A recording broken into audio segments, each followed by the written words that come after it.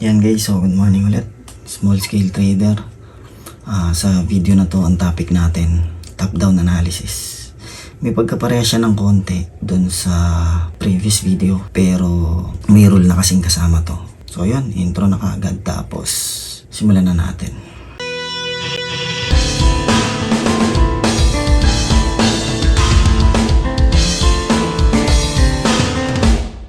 So yun, bakit kailangan ng rule? Yun muna. Kasi kailangan nyo maintindihan, ang trading is business. Kaya siya long term. Hindi siya sugal o parang casino style. Siguro in a way, para siyang casino pero parang naglalaro ng poker o kaya blackjack. Though sugal siya pero meron kang edge. So paano ka magkakaroon ng edge? Dahil sa rule. Pag meron kang fina-follow na rule. Kasi long term, pag meron kang edge, yung statistic papabor sa'yo. Garang ganun. Parang bigyan ko kayong idea. Ang poker, yung mga yan, yung mga tournament, diba? EPT, WPT. Totoo naman, sugal yan kasi baraha yan eh. Pero ito kasi yung idea. Kung totoong swertihan lang ang poker, bakit taon-taon halos sila lang yung laging nasa final table? Bakit same faces? Yung mga nakikita mong kasali sa final table o sa top 16, top 32. So, hindi lang swerte yung ganun eh. Yung consistent kang napupunta sa top. Ibig sabihin, meron silang ginagawa na nagiging dahilan bakit sila napupunta doon. So, ganun din dito sa trading. Yun yung dahilan kaya kailangan mo ng rule. Na, hindi naman kailangan gawing komplikado. Hindi kailangan gawing mahirap. Mas simple nga yung rule, mas madali. Kasi, pag tinanong ka, nakita mo yung chart, alam mo na kagad kung ano yung hahanapin mo. So, yun ang gagawin natin. So, yun. Pero syempre, bago tayo magsimula, kailangan mo munang malaman kung anong klaseng trader ka. Kasi yan, maraming klase pero ito yung pinaka-common, yung 4. Merong tinatawag na positional. Sila yung mga tao na nagtitrade within a month. Minsan sobra pa. Parang let's say bibili sila January, kuklose nila yung position nila mga July, March, ganyan. Depende sa swing syempre. Pero ang point is, sila yung parang wala silang pakialam kung mag-drop yung market kasi yung long term yung tinitingnan nila talaga, yung macro, ayan. So yung sumunod, yung swing, sila naman yung parang every month, minsan 2 weeks, 3 weeks. So yan, dyan ako nagsimula sa swing kasi yan, maganda yan para sa mga may trabaho, yan, yung mga hindi kayang magbantay o wala masyadong oras para tumutok, sila yan. Then next is yung intraday. Yung intraday naman, yon, in and out of the market within the day. So, ibig sabihin, within the day lang sila nagtitrade. So, parang open nila ng umaga, let's say Asian session. Then, magcha-charting sila, mapping, ganyan. Then, UK around 3, doon sila mag-wait ng setup. Tapos, close na nila. Or New York session, 8 ng gabi. Yan. So, importante sa kanila yung mga daily high, daily low. Yan. Kasi within the day sila. Then lastly is yung scalper.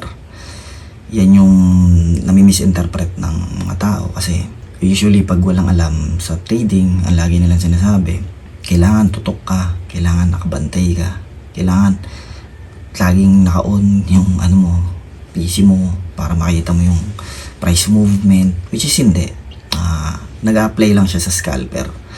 Yan, sila yung mga, ayan, kasi nga minuto lang sila mag-trade eh. Kumbaga, aantay lang nila isang buong move within a minute or an hour. Tapos out na, bukas na ulit. Yan, ganyan sila. Sila yan, yung mga scalper. So yan, kailangan malaman mo muna kung anong klaseng trader ka. Bakit? Kasi dyan magdidepende kung anong time frame ang gagamitin mo. Yan, so ako, personal, nandun ako sa gitna ng swing tsaka intraday. Hindi ako nagpapaabot ng week. Hindi rin ako lumalagpas din ako ng isang araw. So mga within 2 to 3 days yan. Ganyan ang holding ng trade ko. Yan, sinabi ko lang kahit wala kayong pake. So clarify ko lang, walang magaling dyan. Walang tamang klase ng trader. Walang ganun. Kasi hindi naman tayo nagko-contest dito. Wala namang award at the end of the day. So hindi mo kailangan makipag-kompetisyon. Huwag mong, hindi porket sa short-term trader ako, dapat short-term trader ka na rin.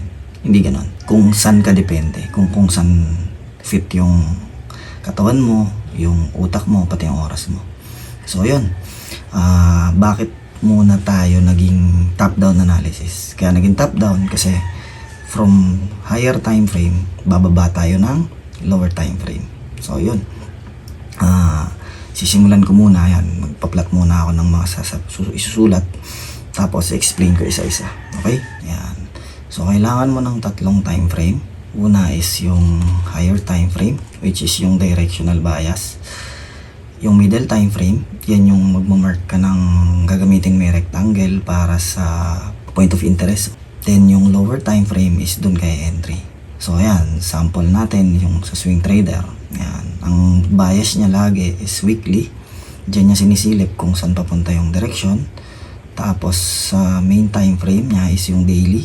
Diyan siya nag-aantay ng area or mapunta sa price, mapunta yung price sa specific na area. Then, pagdating doon, sa area na yon, bababa siya ng lower time frame, which is 1 hour to 4 hour para sa entry niya. Kumbaga, dyan siya kukuha ng confirmation.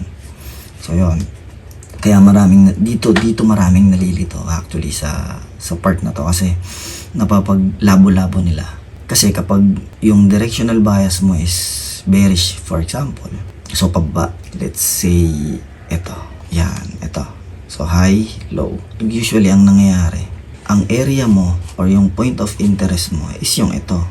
Kasi ito yung pullback. Itong part na to. 'Di ba? So, ngayon, kung yan ang area of interest mo, dapat antayin mong pumunta dyan bago ka pumunta ng lower time frame. Ang nangyayari, nalilito sila kasi pag nakakita sila ng break of structure like rito, papalitan na nila yung area of interest nila. Lilipat na sila dito. Yan, ganyan. Ngayon, ang gagawin nila, antayin na nila ditong mapunta. Nakalimutan na nila to. So, ngayon, dito na sila magla-long side. Ganyan. Ganyan ang nangyayari. Kadalasan yan. O, anong tendency? Mas top out ka talaga kasi nga, downtrend nga eh. Yung higher time frame eh, di ba?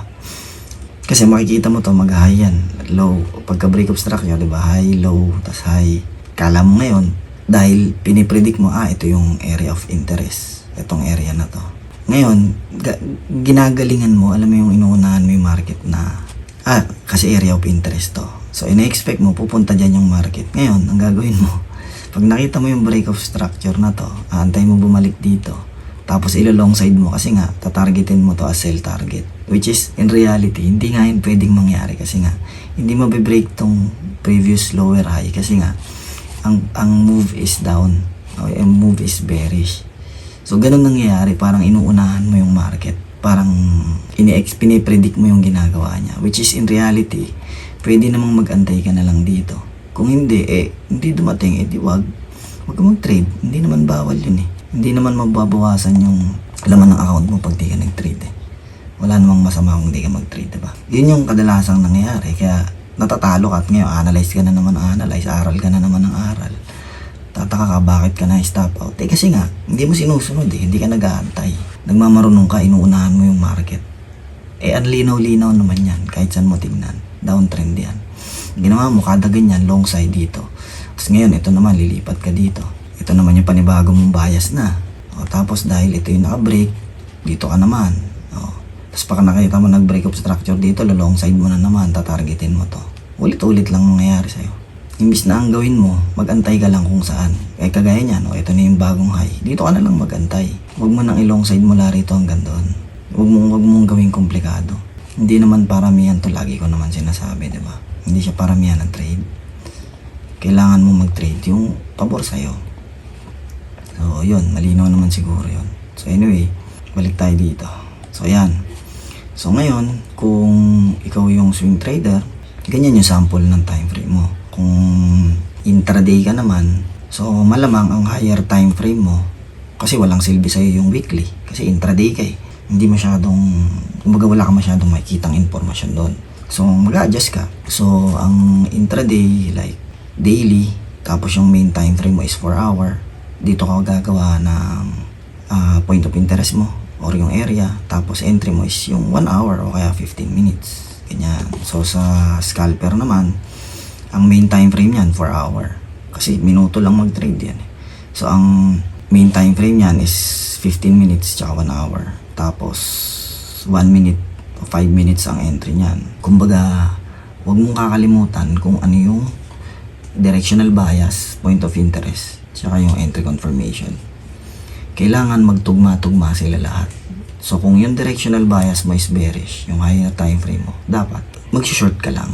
Huwag mong pangunahan na sa main time frame mo, iniisip mo na pupunta siya doon sa point of interest dahil nakita mo nagkaroon ng break of structure from bullish to bearish or vice versa. So ganyan lang siya. Hindi naman kasi parehas lang dun sa sa una kong in-explain sa yung previous video. Pero gagawa ko ng parang drawing para mas maintindihan nyo. Tas siguro sa next video na ako gagawa ng mga sample ng ganito. Yung pang live, okay? So ito guys yung illustration. Ito yung pinakahalimbawa ng top-down analysis. So syempre, ang trend na gagamitin natin is bearish. So ayan, meron tayong lower high, low, lower high, lower low, tapos lower high. Tapos ngayon, bumabalik na siya ulit dito. Though hindi pa siya nag-break dito, pero ang target natin is itong liquidity or itong low. Ngayon, so ang bias natin is 1 day, which is yung black. Yan yung higher time frame natin. So yun yung top down. Pag nagsimulang mag-reverse yung 4 hour, kasi ito yung pullback ng 1 day. So sa 4 hour, itong move na to, bullish yan. Kasi sa 1 day pullback siya. Pero pag yung ito kasi yung external, kung naalala nyo, external market structure. So ito yung internal, yung low, higher high, higher low, higher high, higher low, higher high. Sabay biglang magkakaroon ng break of structure. So ito yun. Dito siya nangyari. Tama? Yan. So ito yung break of structure niya. Ngayon, so na-confirm na natin na ito na yung time. So kasi ito yung main time frame mo eh. Kumbaga, confirm na sa main time frame mo, downtrend na. Kailangan na lang natin ng confirmation o kailangan nating umentry sa lower time frame, which is yung 15 minutes. Bakit natin kailangan umentry sa lower time frame? Para makuha natin yung highest possible R o yung risk reward. So ganun siya. So ngayon, paano mo siya gagawin? So hindi mo na ako mag-explain kung anong klase ng entry gagawin natin dito kasi sa susunod na video pa yon yung mga uri ng entry. So dito lang muna tayo sa in-explain ko naman before. Yan, supply and demand. So ito yung last up move o last up move before the down move. So ito yung sinasabi ko kanina na rule. Yan, I suggest guys, tandaan nyo to or mas maganda isulat nyo. So aantayin mo yung price na bumalik dito sa area na to bago ka bumaba sa 15 minutes o yung sa entry time frame mo. So ano yung kailangan mong tingnan o kailangang makita dito bago ka mag-entry? So same lang din neto. Kailangan lang magkaroon ng reversal o yung break of structure sa baba, tas antayin mo siyang bumalik bago ka mag-entry. So yun siya. So pag bumaba ka ng 15 minutes, yan, bababa tayong 15 minutes. Syempre, itong area na to, kung makikita mo, itong structure na to, yung pinaka pullback ng 4 hour, uptrend yan sa 15 minutes. So ang gagawin natin, i-zoom natin ng konti. So ganito ang itsura niyan. Yan yung sinasabi ko na kailangan mo antayin. So same lang din dito, di ba? Ngayon, the moment na makita mo yan, na magkaroon ng break of structure dito, yan na yung time para mag-entry ka ng short. Yan. So pwede ka nang umentry ng short dito. Ang stop loss mo, hindi na dito. Kasi ito na yung magiging point ng stop loss o yung protected high. Kaya imbis na dito ka maglagay ng stop loss, tapos tatargetin mo tong previous low, let's say ito, yan. So imbis na 0.9 yan, mag-a-adjust ka na dito. Yan, dito na magiging stop loss mo. So from 0.9 naging 1.56 yung R mo. So ganyan siya. Hindi ko sinasabi syempre na bababa yan o tataas. Kasi iba yung live, iba yung ganito na din drawing ko syempre. Iba pa rin yung mangyayari. Pero pag finalo mo yung ganyang rule, long term, syempre ano na yan kumbaga subok na. May talo, may panalo, pero still at the end of the day, ang magpapanalo sa'yo talaga dyan is yung risk management. Kasi kahit 50% mong o 50% yung win rate mo dyan, yun, i-explain ko na lang sa mga susunod yan kasi risk management side na yan, hindi na siya technical analysis. So, pag sa risk management, kahit 50% lang yung batting average mo, yung win rate mo, profitable ka pa rin long term. So, yun yung magpapanalo sa'yo dyan. At the same time, yung avoidance ng, syempre, yung mga revenge trading na wala ka sa lugar, yun. May iwasan mo yung mga ganun. So, yan lang yung rule ng top-down analysis. Yan na yung pinaka-logic niya. Hindi ko napapahabain. So, kung ano lang yung nangyari sa higher time frame, aantayin mo lang. Gaya nga nung sinabi ko sa previous video. So, kung nagkaroon ng break of structure dito, aantayin mo lang siyang bumalik sa point of interest, which is itong lugar na to. Tapos pagbalik niya dyan, bababa ka ng main time frame mo. Antayin mo yung break of structure. Tapos pagdating dito, sa area na to, antayin mo lang ulit yung break of structure. Tapos magre-retrace yan dyan. Yan, tsaka siya magdadrop. So yan, ganyan lang yung top-down analysis. So yun, kung may natutunan kayo, like lang kayo. Kung may tanong, comment, yan. Tapos, subscribe kayo pag gusto niyo ma-notify. Maraming salamat ulit. Small scale trader, ingat kayo. Maraming salamat. Hanggang sa susunod ulit.